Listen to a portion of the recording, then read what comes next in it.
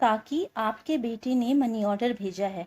डाकिया ने काकी को देखते ही अपनी साइकिल रोक दी। अपने आंखों पर चढ़े चश्मे को उतार आंचल से साफ कर वापिस पहनती काकी की बूढ़ी आंखों में अचानक एक चमक सी आ गई। बेटा, पहले जरा बात करा दो। काकी ने उम्मीद भरी निगाहों से उसकी ओर देखा, लेकिन उसने काकी को टालना चाहा। काकी, इतना टाइम नहीं रहता है मेरे पास कि हर बार आपके बेटे से आपकी बात कराऊं। डाकिया ने काकी को अपनी जल्दबाजी बताना चाही, लेकिन काकी तो नहीं मानी। बेटा, बस थोड़ी देर के लिए ही बात करा दो।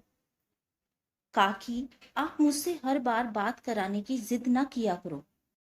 ये कहते हुए वो डाकिया रुपए काकी के हाथ में रखने से पहले अपने मोबाइल पर कोई नंबर डायल करने लगा। लो काकी, बात कर लो, लेकिन ज्यादा बात मत करना, पैसे कटते हैं। उसने अपना मोबाइल काकी के हाथ में थमा दिया। उसके हाथ से मोबाइल लेकर फोन पर बेटे से हाल चाल लेती काकी मिनट भर बात कर कर ही संतुष्ट हो गई। उनके चूड़ीदार चेहरे पर मुस्कान छा गई। पूरे 1000 रुपए हैं काकी। ये कहते हुए उस डाकिया ने 100-100 के 10 नोट काकी की ओर बढ़ा दिए। रुपए हाथ में लेकर गिनती करती काकी ने उसे ठहरने के लिए इशारा किया। अब क्या हुआ काकी? ये 100 रुपए रख लो बेटा। क्यों काकी? उसे आश्चर्य हुआ। हर महीने मुझे रुपए पहुंचाने के साथ साथ तुम मेरे बेटे से मेरी बात भी करवा देते हो। कुछ तो खर्चा होता होगा ना? अरे नहीं काकी, रहने दीजिए। उसके लाख मना करने पर भी काकी ने जबरदस्ती उसकी मुट्ठी में 100 रुपए थमा दिए और वो वहां से वापस जाने के लिए मुड़ गया। अपने घर में अकेली रहने वाली काकी भी उसे ढेरों आशीर्वाद देती अपने घर के भीतर चली गई। वो डाकिया अभी कुछ कदम ही वहां से आगे बढ़ा था कि किसी ने उसके कंधे पर हाथ रखा। उसने पीछे मुड़कर देखा तो उस कस्बे में उसकी जान पहचान का एक चेहरा सामने खड़ा था। मोबाइल फोन की दुकान चलाने वाले सोहन को सामने पाकर वो हैरान हो गया। भाई साहब, आप यहाँ कैसे? आप तो अभी अपनी दुकान पर होते हैं ना?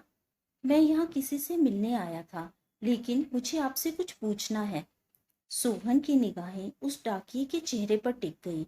जी पूछिए भाई साहब। भाई, आप हर महीने ऐसा क्यों करते हैं? मैंने क्या किया है भाई साहब? सोहन के सवालिया निगाहों का सामना करता वो डाकिया तनिक घबरा गया। हर महीने आप इस काकी को भी अपनी जेब से रुपए देते हैं और मुझे फोन पर इनका बेटा बनकर बात करने के लिए मुझे भी रुपए देते हैं, ऐसा क्यों? सोहन का सवाल सुनकर डाकिया थोड़ी देर के लिए सकपका गया, मानो जैसे अचानक उसका कोई बहुत बड़ा झूठ पकड़ा गया हो। लेकिन अगले ही पल उसने सफाई दी। मैं रुपए इन्हें नहीं, अपनी माँ को देता हूँ।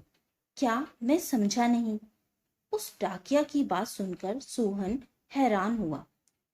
डाकिया आगे बताने लगा, इनका बेटा कहीं बाहर कमाने गया था।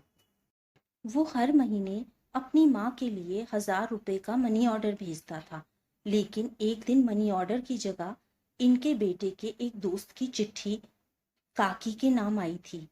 उस डाकिया की बात सुनते हुए सोहन को जिज्ञासा हुई। कैसी चिट्ठी? क्या लिखा था उस चिट्ठी में? एक्सीडेंट में उनके बेटे की जान चली गई, अब वो नहीं रहा। फिर क्या हुआ भाई? सोहन की जिज्ञासा दुगनी हो गई। डाकिया ने अपनी बात पूरी की। हर महीने चंद रुपयों का इंतजार और बेटे की कुशलता की उम्मीद करने वाली इस काकी को ये बताने की मेरी हिम्मत नहीं हुई, तो मैं हर महीने अपनी तरफ से इनका मनी ऑर्डर ले आता हूँ। लेकिन ये तो आपकी माँ नहीं है ना? मैं भी हर महीने 1000 रुपए भेजता था अपनी माँ को, लेकिन अब मेरी माँ भी कहाँ रही? ये कहते हुए उस डाकिया की आंखें भर आई। हर महीने उससे रुपए लेकर काकी से उनका बेटा बनकर बात करने वाला सोहन उस डाकिया का एक अजनबी माँ के प्रति आत्मिक स्नेह देख निशब्द रह गया। तो दोस्तों, उम्मीद है आपको आज की ये कहानी पसंद आई होगी। कहानी पसंद आई हो तो वीडियो को लाइक करें, चैनल को सब्सक्राइब करें, ताकि आने वाली कहानियाँ आप तक पहुँचती रहें। Thank you friends.